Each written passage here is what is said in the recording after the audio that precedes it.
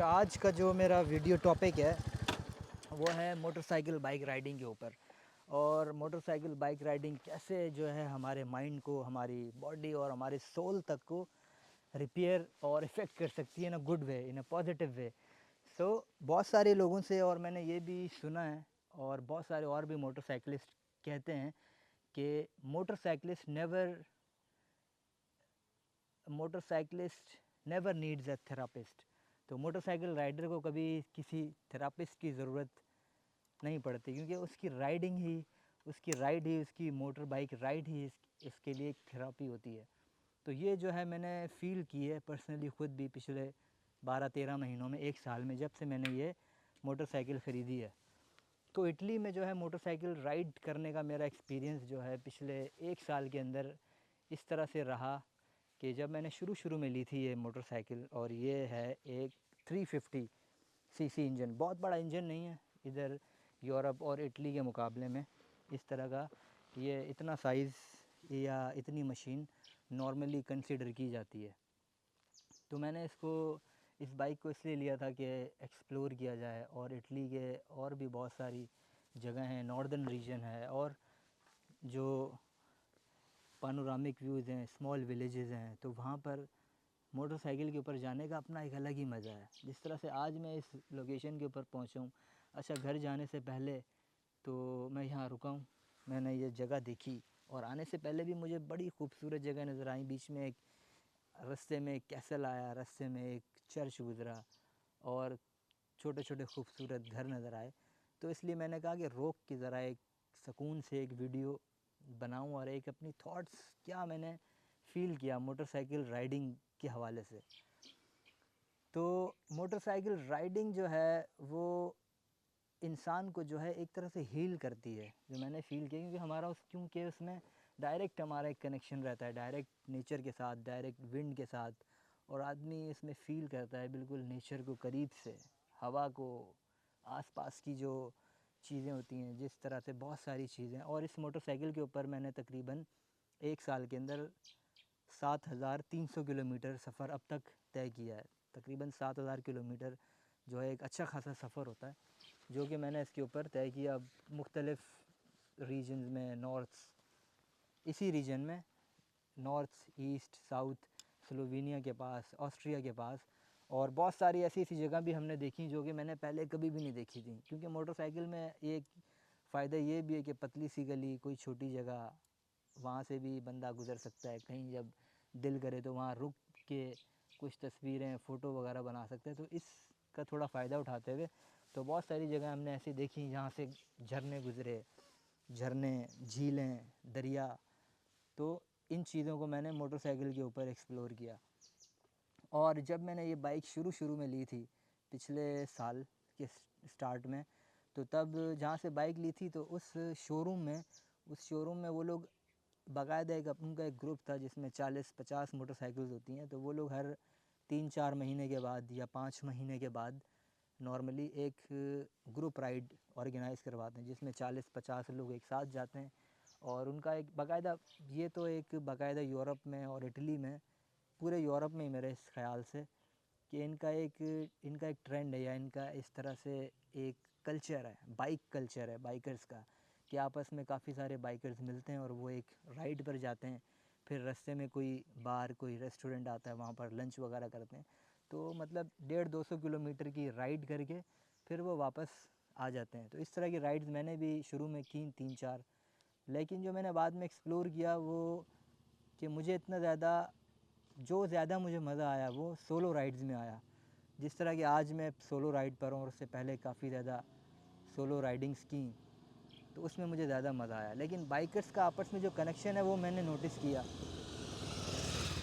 तो बाइकर्स का जो कनेक्शन मैंने नोटिस किया, और इटली में और यहाँ पर, तो उनका वही वेव करने का निशान है। जिस तरह से हर बंदा, कोई भी बाइकर्स गुज़रता है तो वो दूसरे बाइकर्स को वेव करता है, वी का निशान दिखाता है। इसका मतलब ये होता है कि इनकी साइन लैंग्वेज ये होती है कि साइन लैंग्वेज में कहते हैं कि गुड लक, आपकी राइड के लिए गुड लक, और जहाँ पे आप जा रहे हो अपनी मंजिल पर खैर खैरियत से पहुँचो। और बहुत सारी मैंने साइन लैंग्वेज सीखी यहाँ पे, जो कि मैंने अपनी कंट्री में काफ़ी अरसा, 5-6-7 साल बाइक चलाने के बाद भी नहीं सीखी थी, जो मैंने यहाँ पर 1 साल में सीखी। एक तो साइन लैंग्वेज ये था कि इसमें गुड लक कहते हैं वेव वी के निशान पर। एक होता है इसमें फिर जो है हेलमेट के ऊपर 3-4 बार टैप करते हैं, तो इसका मतलब ये होता है कि जो सामने से गुज़र रहा हो तो उसको हम वार्निंग दे रहे होते हैं कि आगे जब जाओगे आप तो पुलिस खड़ी है, यानी कि पुलिस का नाका कंट्रोल है, तो ज़रा स्लो स्पीड में और नॉर्मल स्पीड में गुज़रना। तो ये 2-3 चीज़ें मैंने सीखी बाइक राइडिंग के दौरान। और पर्सनल मैंने अपना एक्सपीरियंस ये फ़ील किया, और जिस तरह से और शुरू में मैंने कहा कि मोटरसाइकिलिस्ट ये कहते हैं कि मोटरसाइकिलिस्ट डजेंट नीड थेरापिस्ट, तो ये भी एक थेरापी है बाइक राइडिंग। जिस तरह हम लोग और या तो बहुत सारे इमिग्रेंट्स जो दूसरे मुल्कों में रहते हैं, तो वो अपनी फैमिली से, घर से और मतलब अपने कंट्री से, दोस्तों से दूर रहते हैं, तो बाज़ औक़ात moments in a life difficult, sometimes ऐसा होता है कि कोई बंदा परेशान है, कोई किसी टेंशन में, कोई किसी परेशानी में है। तो इस तरह से जब कोई मोमेंट आता है हम पर भी, हम इंसान हैं हम भी, तो मैं अपनी बाइक राइड पर निकल जाता हूँ। कभी परेशानी थोड़ी बहुत टेंशन होती है तो ओपन रोड, ओपन एयर और ओपन में अपनी छोटी सी बाइक के साथ सफ़र करता हूँ। तो ये एक तरह से मेरी कंपेनियन है, ये सिर्फ़ एक मशीन या मोटरसाइकिल नहीं है, एक तरह से ये मेरी साथी है जो कि मुझे मुख्तलिफ़ लोकेशन पर और मुख्तलिफ़ खूबसूरत पानोरामिक लोकेशंस पर लेकर जाती है। जिस तरह के एक आज ये लोकेशन है, तो ये है नॉर्दर्न साइड ऑफ इटली। अच्छा, यही रोड जो चल रहा है, यही रोड आगे मैं इस बाइक के ऊपर अगर मैक्सिमम 3 से 4 मिनट बाइक चलाऊँगा तो मैं ये क्रॉस करके स्लोवेनिया, जो कि दूसरा एक कंट्री है, वहाँ पर इंटर हो जाऊँगा। अच्छा, स्लोवेनिया भी एक शेंजन कंट्री है, तो उसकी एंट्री में इतना ज़्यादा मसला नहीं होगा। तो यही रोड, क्योंकि ये बिल्कुल बॉर्डर एरिया है, ये लास्ट विलेज है इटली का। इस विलेज के बाद ये रोड ख़त्म होने के बाद ही इटली ख़त्म हो जाता है और फिर हदूद शुरू हो जाती है स्लोवेनिया की। तो लेकिन आज इस तरफ जाना नहीं है, स्लोवेनिया के अंदर जाने का प्रोग्राम नेक्स्ट मंथ हमारा एक टूर है, तो वहाँ पर जाएंगे स्लोवेनिया नेक्स्ट मंथ में। तो आज जो थी सिर्फ ये मैंने सोचा चलो रुक के क्या क्या थॉट्स हैं, क्या अपना पर्सनल एक्सपीरियंस है और बाइक राइडिंग क्या फ़ील करवाती है हम बाइक राइडर्स को। क्योंकि मैं चलाता हूँ स्लो बाइक या नॉर्मल चलाता हूँ, मैंने कोई रेस के लिए या कोई बहुत स्पीडिंग के लिए बाइक नहीं चलाता, ना ही मुझे इसका शौक़ है। मैं सिर्फ रिलैक्सेशन, बाइक राइडिंग नेचर को देखने के लिए और नेचर के साथ कनेक्शन के लिए, इसलिए मैंने ली थी बाइक। और गर्मी में बाइक चलाने का मज़ा आता है गाड़ी से ज़्यादा। जो गाड़ी के ड्राइवर हैं, गाड़ी चलाते हैं, तो उनको पता है कि गर्मियों में बड़ा मुश्किल हो जाता है गाड़ी चलाना या ट्रैफिक में कभी कभार फंसना। तो इसलिए बाइक राइडिंग मेरे हिसाब से ज़बरदस्त एक सवारी है, और जो कि एक और एक ऐसी फ़ील देती है आपको कि इसमें लगता है कि आपको हील कर रही है ये। अच्छा, ये तो थी थोड़ी बहुत बाइक राइडिंग के हवाले से मेरी अपनी पर्सनल थॉट्स। तो ये बाद में साथ साथ लोकेशन दिखाता हूँ, मैं ये ख़ुद भी देखता हूँ और आपको भी थोड़ी अपने साथ शो करवाता हूँ। ये है ओवरऑल 360 लोकेशन। ये रोड्स ख़त्म होगा तो स्लोवेनिया की हदूद में दाखिल हो जाऊंगा मैं, लेकिन मुझे खैर अभी बहरहाल वापस इसी रोड पर जाना है, अपने रास्ते की तरफ, अपनी मंजिल की तरफ।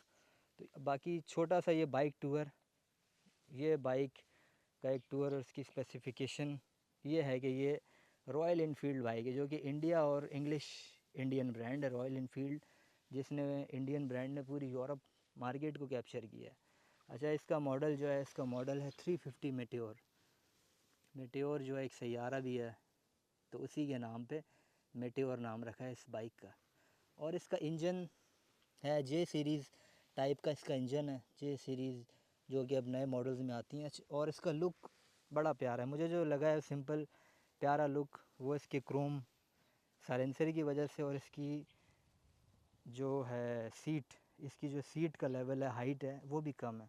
वो मेरी हाइट के मुताबिक बिल्कुल ठीक है, मतलब इतनी ऊंची नहीं है, पैर भी ज़मीन पर ठीक तरह से लगते हैं और इसमें आराम से बंदा राइड कर सकता है। और ऐसा लगता है कि सोफ़े के ऊपर बैठे हों एक, क्योंकि इसका पोस्चर ऐसा है, सीट ऐसी है इसकी बड़ी कि लगता है सोफ़े के ऊपर आराम से बैठे हैं। इस एक तरह से ये थोड़ी बहुत इंस्पिरेशन ली गई है हार्ले डेविडसन के मॉडल से, हार्ले डेविडसन बाइक से। तो ये एक तो 350 है और दूसरा इसकी इंजन और इसकी बनावट और इसकी मशीन ऐसी है कि बहुत ज़्यादा स्पीड वाली बाइक नहीं है ये, इसको रिलैक्सेशन क्रूज़र बाइक कहते हैं। यानी कि अगर आपने रिलैक्स करना है, रिलैक्स मोड में, और लॉन्ग ड्राइव करनी है, अगर आपने 3-4 घंटे बाइक चलानी है, 5 घंटे भी अगर आपने बाइक चलानी है, तो इसके ऊपर आप आराम से सफ़र कर सकते हैं। तो इसीलिए इसको बनाने का मकसद ये था कि लॉन्ग राइड्स करें और सुकून से और आरामदेह सफ़र तय करें। तो ये थोड़ी सी इसकी स्पेसिफ़िकेशंस थी। तो अब जो है इनके मॉडल ये है 2025-24 का मॉडल है। तो इसमें ब्लू कलर भी है और इसके अंदर दूसरा एक कलर है ब्राउन, और E5 इंजन। अच्छा, E5 इसमें पेट्रोल नॉर्मल E5 पेट्रोल डालता हूँ मैं तो। और इसका टैंक की कैपेसिटी भी इसकी अच्छी खासी ठीक कैपेसिटी है, 15 लीटर इसका टैंक है, जो कि 1 लीटर में तकरीबन 30 किलोमीटर निकाल देता है। तो मतलब अगर मैं एक बार टैंक फुल करूं तो मैं अच्छा खासा सफ़र तय कर सकता हूं, तकरीबन 400 किलोमीटर तक का सफ़र तय कर सकता हूं, जो कि आराम से यहाँ से 3-4 शहर क्रॉस कर सकता हूं मैं एक टैंक फुल में। बाकी ये है कि इसका एक जो मुझे पॉइंट लगा है कि इसका इंजन जब थोड़ा गर्म होता है तो पैर इस तरफ आता है, टांग मेरी इस तरफ आती है, तो हल्की हल्की हीट लगती है यहाँ पर। ये बस इसका एक थोड़ा सा नेगेटिव पॉइंट है, लेकिन टांग इतनी अगर दूर हो तो इतनी ज़्यादा हीट नहीं आती वो। बाकी इसके टायर जो हैं, इसके जो रिम हैं, टायर हैं, इसकी कहते हैं कि ये डायमंड कटिंग है। जिस तरह वो जो पहले अलॉय रिम आते थे, बहुत सारी तिनके होते थे, वो नहीं है। और दूसरा ये ट्यूबलेस टायर है। तो ये भी इसका फ़ायदा है कि किसी भी जगह पहाड़ियों में इस तरह की जगहों में थोड़ी जो है ऑफ रोड वाली साइड पर, पहाड़ियों पर, या पत्थर वगैरह, तो उन जगह ऐसी जगहों पर जाने से टेंशन नहीं होती कि टायर पंक्चर हो जाएगा या टायर की हवाई चली जाएगी, कोई पंक्चर वाली शॉप मिलेगी या नहीं। तो उसकी ये फ़ायदा है कि इसमें इन्होंने ट्यूबलेस टायर दिया, रॉयल इनफील्ड वालों ने। तो इसके बहुत सारे मॉडल्स हैं। तो मुझे जो अपने लिए पसंद आया या मुझे अपने लिए जो ठीक लगा, वो इसकी मेन वजह ये थी कि इसकी हाइट ऐसी है कि मेरे पैर आराम से लगता है ज़मीन के ऊपर। तो पैर लगने की वजह से और इसकी सीट पर ऐसे बैठने की वजह से और पोस्चर इसका ऐसा आता है कि आरामदेह। और मैं ख़ुद तो पर्सनली कंफर्टेबल फ़ील करता हूँ उस बाइक के ऊपर, और कोई दिक्कत, कोई परेशानी, मुश्किल नहीं आती। पीछे वाला जो पैसेंजर है, पैसेंजर के लिए भी अच्छी खासी सी सीट है। और बाकी जो लोग साइड बैग लगाते हैं वो साइड बैग भी लगाते हैं, लेकिन मैंने लगाया नहीं क्योंकि उससे थोड़ा लुक बहुत भारी हो जाता है बाइक का। तो इसलिए बस ये एक छोटी सी मेरी कंपेनियन बाइक है जो कि अभी चलेगी। 7,000 किलोमीटर तो चलाई है, मैंने बताया आपको, तकरीबन 7,000 से ज़्यादा हो गई है। तो अभी इसको चलाएंगे तकरीबन 20-25 किलोमीटर तो चलाएंगे। 7,394, तकरीबन 7,400 किलोमीटर तक चली हुई है बाइक ये। तो इसको 20-25 हज़ार किलोमीटर तो आराम से चलाएंगे। फिर जो है बाइक अगर चेंज करने का कोई माइंड हुआ तो फिर चेंज करने का प्रोग्राम मैं इसको बनाऊंगा। तो ये एक सिंपल थॉट।